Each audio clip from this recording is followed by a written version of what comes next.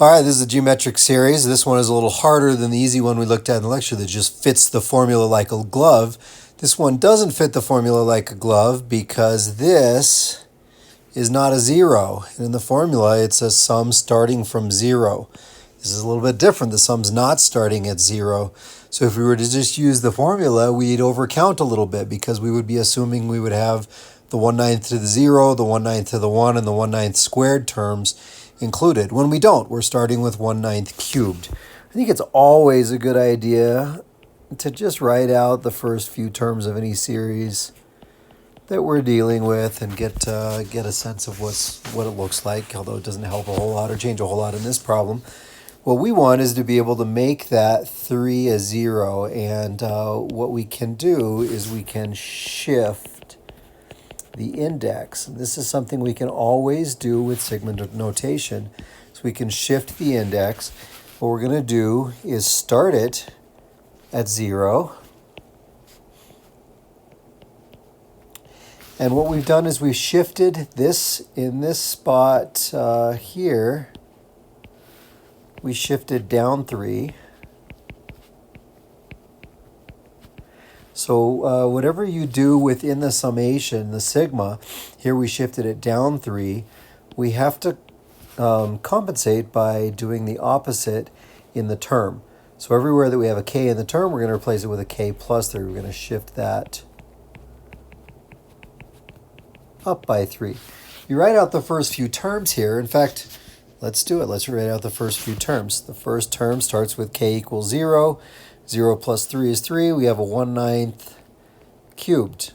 The next term, k equals 1. We have 1 plus 3 is 4. We have a 1/9 to the 4th. And we see that this really is the same sum. It's just written differently. So it's the same sum. It's written differently. We changed this so that we could start at a 0 here. We want that for our formula. But now our formula is messed up because we have a k plus 3 instead of just a k. So it's conservation of misery. We just shifted the problem from one place to another. But in this new place, we can actually deal with it. So this is k from 0 to infinity, 1/9 cubed times 1/9 to the k. And that's an exponent rule, right? You multiply two things together with exponents, the exponents add. So we can split it up in this way. And that's good news because that constant, 1/9 cubed, whatever that is, that constant can come outside of the summation. So that comes outside of the summation. We're left with a 1/9 to the k. And now this fits our geometric series formula perfectly. So we've got this fitting the formula perfectly. It's exactly what we want, what we need, and we can just use the formula at this point.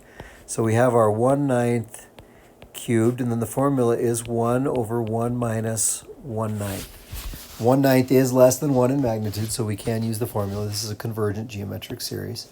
So I have a 1/9 cubed, 1 over 8/9.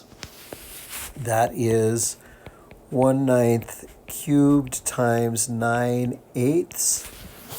When we divide by the fraction, multiply by the reciprocal. One of the 9's cancels. 9 squared is 81. This is 1 over 81 times 8, whatever that comes out to be. That is our answer. That is what this geometric series converges to. And that is the shifting of the index that allows it to be possible. You have to be careful in these problems to get it into the form where we can actually use the formula.